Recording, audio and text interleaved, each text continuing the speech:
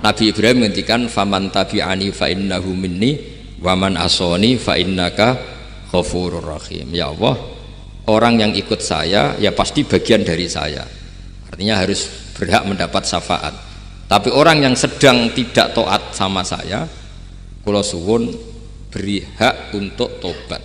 Jadi ghafur itu artinya ya kasih waktu lah Gusti untuk tobat, sehingga umat ini nggak berhenti berharap supaya yang sedang maksiat pun kita selalu berharap suatu saat pasti tobat. Kita berharap la'allahum yarji'un, la'allahum yantahun. Quran sendiri menghadapi orang-orang maksiat masih selalu diberi harapan la'allahum yarji'un, la'allahum yantahun.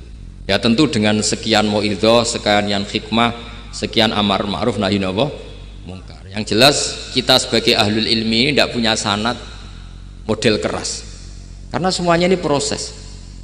Sama nggak bisa niru Nabi itu kan dulu perang Gus. Loh Nabi perang dulu itu enak.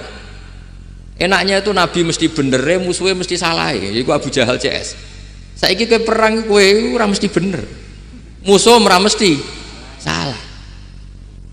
Terus kabeh tegas piye oleh tegas wong padha ora jelas. Riyen tegas kan gampang, Nabi mesti bener, musuhnya mesti salah. Kan penak. Anak sampean, wah sampean masih macake santri ini, cara tukaran mbek tanggamu ora mesti tak bela. Ya mergo ora mesti bener. Wong bapak anak cerita kula, ana imam masjid sepuh, istiqomah, geger mbek pengurus takmir. Ya kadang bener sing cah nom-nom. Kaya imam masjid sing sepuh iku ndekne wong paling sepuh kudu dadi imam terus jare bapak. Iku istiqomah apa mau digenteni wong liya? Itu banyak alumni sarang, alumni Pelosok Lirboyo nganggur gara-gara sing tua itu mau digenteni. Nah, tapi misalnya kok sing nom ambisi ya salah, wong ono sing sepuh kok sing nom ambisi hidup itu udah banyak pilihan. Artinya gini loh, di wilayah istihad, di wilayah mikir itu potensi salah itu ada. Ya wow, kena abot keluargamu mesti sering ninggal bojo. Nah abot bojo mesti mengabaikan ibu kamu, saudara kamu. Nah ngono sing imbang Gus. Rai-rai pas-pasan wangel imbang. Ndak segampang itu ngelola keseimbangan itu ndak gampang. Karena hidup itu wakana bena dzalika qawama itu ngukurnya ndak gampang. Misalnya sampean sholat soft awal terus. Ini ada ulama yang kritik meskipun sholat awal paling apik. Kowe iku sapa kok ngarep terus koyok paling bener. Jebule kok ngarep jebule salah. Lah yo kan kuatah. Orang maksa sholat awal terus ning Mekah jebule salah. Jadi ono juga wali yang kalau sholat tuh nggak guri ditakoki, kenapa kowe sering nggak guri? Aku iku isin.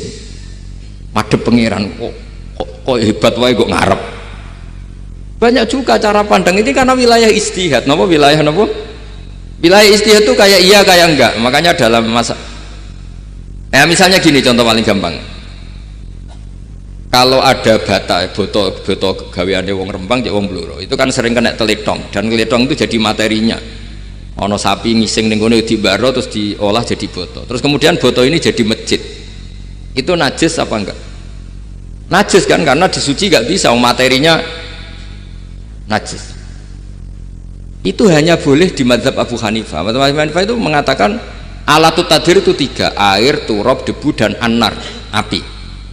Alasannya mazhab Abu Hanifah, orang mukmin yang dosanya banyak itu disucikan dengan api neraka. Berarti api itu min alatit tadhir. Sebab itu boto yang sudah dibakar itu otomatis suci. Tapi saya berkali-kali fatwa, tidak boleh dikiaskan kalau kamu tidak ada air terus nyolder air, nggak boleh. Nanti ada orang mandi junub pakai api, mau ora karu-karuan. Ya sudah, contoh itu hanya nggo boto mawon, aja mbok praktekno nak wudu ora ono banyu berarti oleh nganggo solder ya ndak. Tapi itu kan ilmu itu ya seperti itu. Akhirnya beberapa materi yang dari najis asal sudah mengalami pembakaran itu cara mazhab Abu Hanifah dianggap suci, kayak boto, kayak keramik atau peso. Dulu beberapa materinya peso ya kadang ada materi yang najis, tapi ini sudah mengalami pembakaran maka dihukumi suci. Mungkin kalau contohnya aja go wudu lah, semuanya pesan gua aja digo wudu, aja digo mandi junub. Misalnya Iwak itu kalau besar, cara Syekh Nawawi Banten itu tae cek dianggap najis karena bentuknya besar. Kayak intikal madzhab Abu Hanifah pun digoreng pun kena api, pun dibakar pun kena api. Jadi berarti pun apa?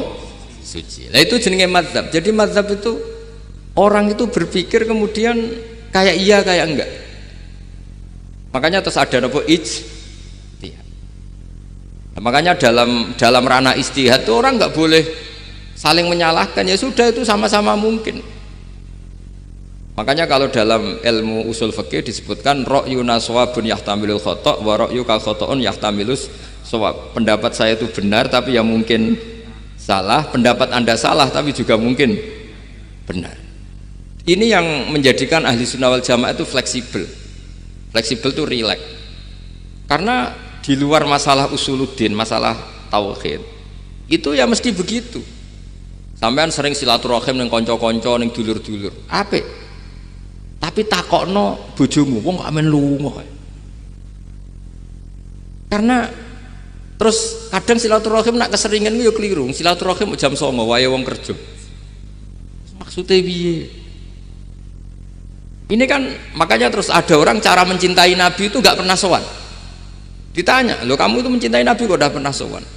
Ya karena kalau saya sowan ganggu Nabi dong. Nabi kan punya anak, punya keluarga. Kalau nemuin saya kan artinya nggak ngurusi anak istrinya. Dan itu menurut saya benar. Saya termasuk kiai yang jenis itu. Makanya kalau kamu sering sowan saya itu udah tak biji bagus, itu udah bagus ya. Itu pasti ganggu. Tapi misalnya seneng kok rasuan yo lucu, wong seneng kok ora tau sowan. Sampean milih ndi coba? Ini kan lucu kan? Lho sowan tuh mesti ganggu apa enggak? Ya. Tapi seneng kok ora tau sowan yo lucu kan? Nah itu istihad. Maksudnya istihad itu ya ada sahabat yang seneng Nabi itu enggak pernah sowan. Ya hanya datang ke masjidnya ikut jamaah, datang ikut jamaah, tapi enggak pernah sowan. Ada lagi sahabat yang kalau disuruh coba wajahnya Nabi itu kayak apa, saya enggak pernah melihat. Padahal bertahun-tahun jadi sahabat.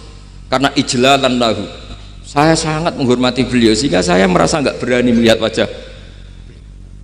Ini banyak juga sahabat yang detail mensifati beliau, sampai hajibnya tahu, syaribnya tahu, semuanya tahu. Saking mencintainya, aku nak roh Nabi seneng delok. Sama-sama seneng, tapi cara mengimplementasikan, nah itu wilayah-wilayah apa? Jadi kalau suwun terbiasalah dengan beda pendapat, dengan biasa mawon.